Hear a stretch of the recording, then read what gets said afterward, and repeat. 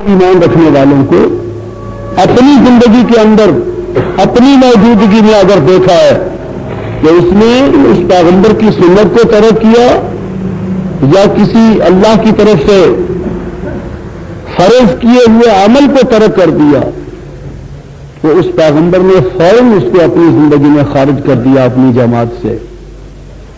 چنانچہ وہ حدیث مشہور ہے جناب رسول اللہ صلی اللہ علیہ وسلم کی کہ آپ نماز پڑھا رہے تھے تو نماز پڑھانے کے بعد نماز کو کامل کرنے کے بعد جب آپ نے سلام پھیرا تو داہنی جانب دو شخص ہیں بیٹھے ہوئے اور ان میں سے ایک شخص پر نگاہ پڑی آپ کی جو مسجد کے گوشے میں بیٹھا ہوا تھا, مسجد کے کنارے میں بیٹھا ہوا تھا. اس پر نگاہ پڑتے ہی نبی علیہ الصلوۃ والسلام نے فرمایا یا یزید علم تسلم, اے یزید تو نے اسلام چھوڑ دیا.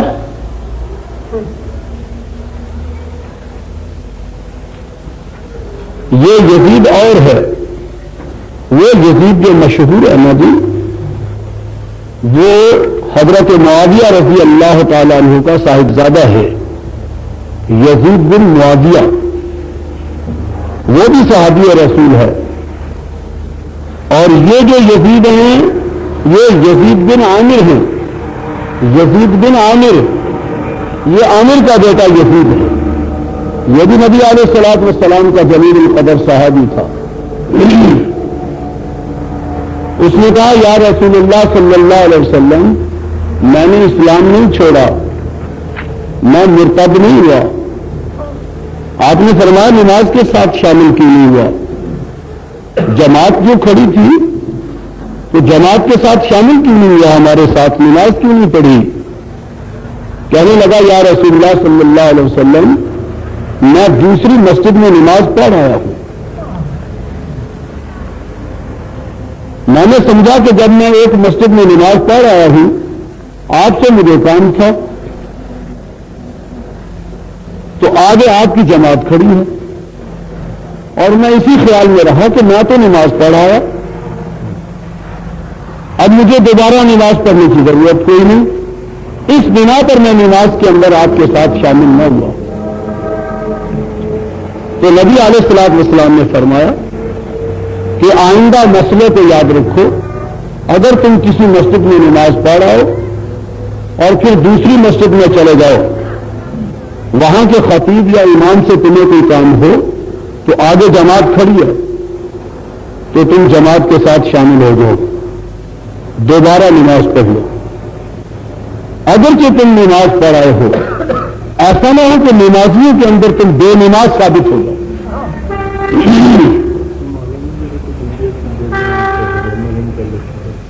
وہ تو اور معاملہ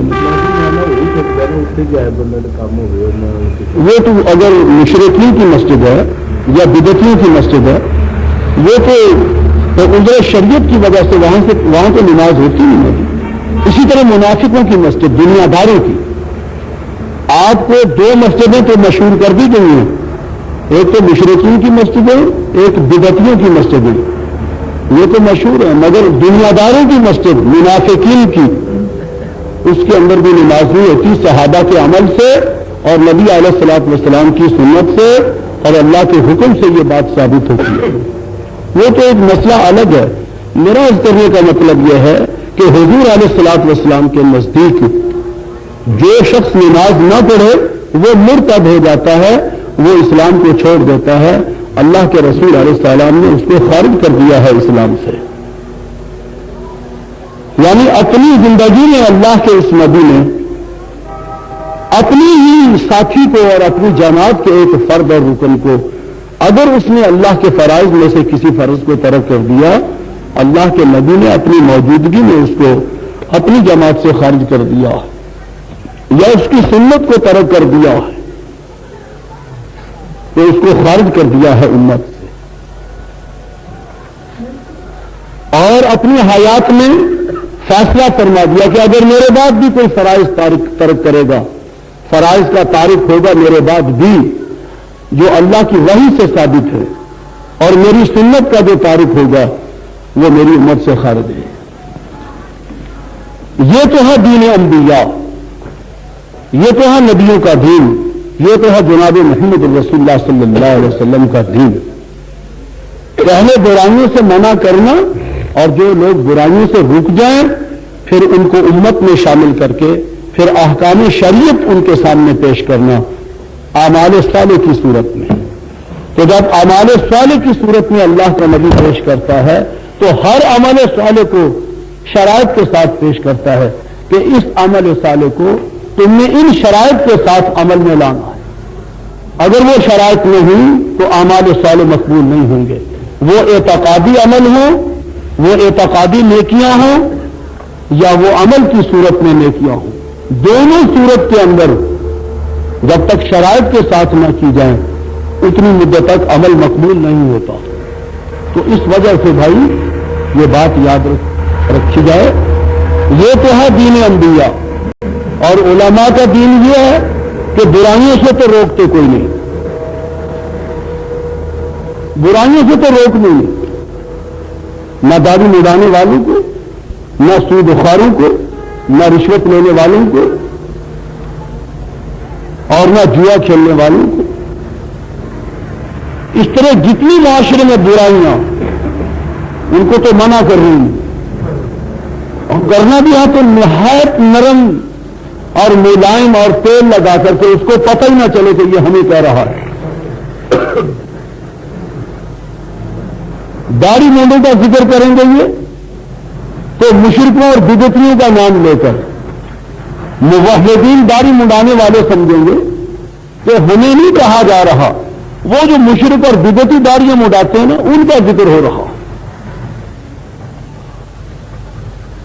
شراب پینے والے، جوئے کھیلنے والے، سنیما دیکھنے والے اگر ان کا ذکر کریں گے تو اس طریقے پر کریں گے کہ وہ جو مشرک اور بدعتی ہیں، شراب پینے والے، جوا کھیلنے والے، سنیما دیکھنے والے، اپنے نہیں ان کا ذکر نہیں کریں گے.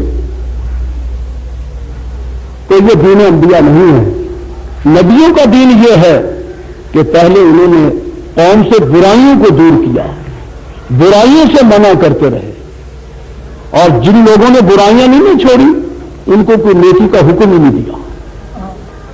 نوح علیہ السلام کی قوم نے اعتقادی برائی نہیں چھوڑی، نوح علیہ السلام نے ان کو نماز کا، روزے کا، حج و زکات کا، قربانی کا، عقیقے کا، ولیمے کا قطعاً حکم ہی کوئی نہیں دیا، حالانکہ خود نیکیوں کے پابند ہیں. لوط علیہ السلام کی قوم ہے نہیں برائی چھوڑتی. لوط علیہ السلام نے ان کو رمضان کے روزوں کا، نمازوں کا، حج و زکات کا، صدقے اور قربانی کا، ولیمے اور عقیقے کا حکم ہی نہیں دیا. اسی طریقے پر تمام انبیاء علیہ السلام کا یہ دین تھا. اور جو لوگ باز آگے برائیوں سے ان کو پھر نیکیاں بتائیں اور شرائط کے ساتھ بتائیں. ہم نے گزشتہ 2 جمعوں میں ولیمہ ایک نیکی ہے جس پر سنت کا لفظ بولا جاتا ہے، ہم نے اس کو شرائط کے ساتھ آپ کے سامنے بیان کر دیا، اور بہت سے میرے بزرگوں اور دوستوں نے میری اس تقریر کو نوٹ بھی کر لیا. عقیقے کو بھی اور ولیمے کو بھی. یہ ہے عملی نیکیاں شرائط کے ساتھ قبول ہوتی ہیں. اب آئے روزے. روزے کے متعلق سن لو. جناب رسول اللہ صلی اللہ علیہ وسلم حدیث میں ارشاد فرماتے ہیں کہ قیامت کے دن ہزاروں نہیں لاکھوں کی تعداد میں ایسے روزے دار اٹھیں گے کہ جن کو اللہ تعالیٰ یہ فرمائیں گے کہ تمہارے لیے روزوں کا کوئی اجر میرے پاس نہیں ہے.